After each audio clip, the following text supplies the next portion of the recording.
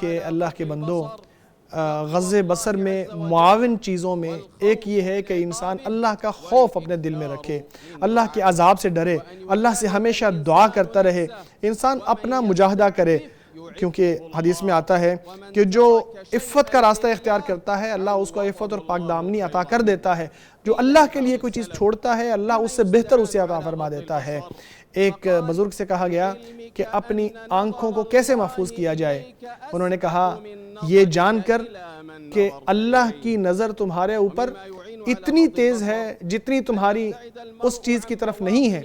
جسے تم دیکھنا چاہتے ہو۔ اسی طرح ان جگہوں سے بھی انسان کو بچنا چاہیے جہاں برائیاں ہوتی ہیں، جہاں فتنے سامنے آتے ہیں، کیونکہ فتنے انسان کو گھیر لینے والے ہوتے ہیں۔ اللہ کے بندو، ہمیں یہ بھی یاد رکھنا چاہیے کہ غض بصر محرومی نہیں ہے بلکہ یہ کرامت ہے، یہ انسان کو روکنے والی چیز نہیں ہے بلکہ یہ انسان کو محفوظ کرنے اور اس کے دین کو محفوظ کرنے کی چیز ہے۔ تو اللہ سے ڈرو، اپنی آنکھوں کو ان چیزوں سے محفوظ رکھو جنہیں اللہ نے تمہارے لیے حرام کیا ہے، خلوت میں بھی اور سب کے سامنے بھی اللہ سے ڈرتے رہو، کیونکہ آپ کو آپ کے اعمال کے بارے میں پوچھا جائے گا۔ اللہ تعالیٰ کا فرمان ہے کان، آنکھ اور دل، ان سب کے بارے میں انسان سے سوال کیا جائے گا۔